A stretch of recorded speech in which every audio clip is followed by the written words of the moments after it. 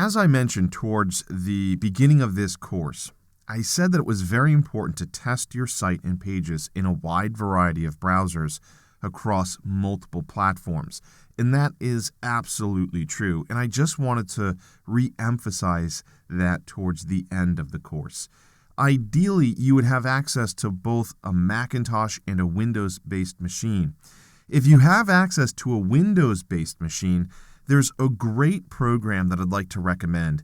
If you go to browse'emall.com, they offer a desktop application giving you the ability to simulate a wide variety of browsers on different platforms, including mobile simulators. They do offer a free 14-day trial, so you can really test this out to see if it's for you. If you're doing a lot of web work, you may find this to be an enormous time saver.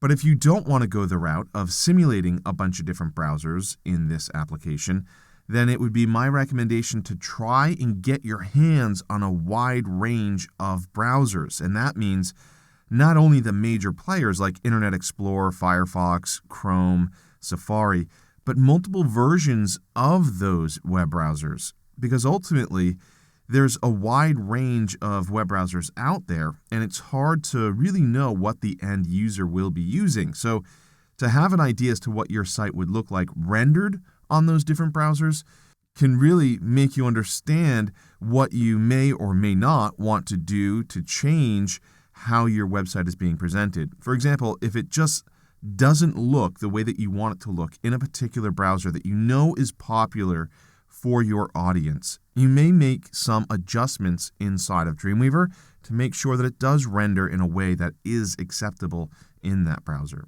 So it's a little bit of a give and take when you're working on the web.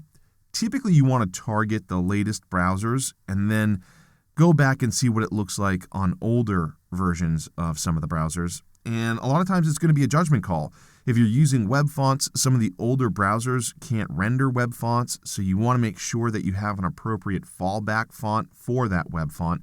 So it may not look as nice as the web font, but it could look similar depending upon some of those fallback fonts that you select. So again, I just wanted to quickly point out how important it is to test your content in a wide range of browsers. And that's certainly something that you should do before you even consider uploading your files to a web server.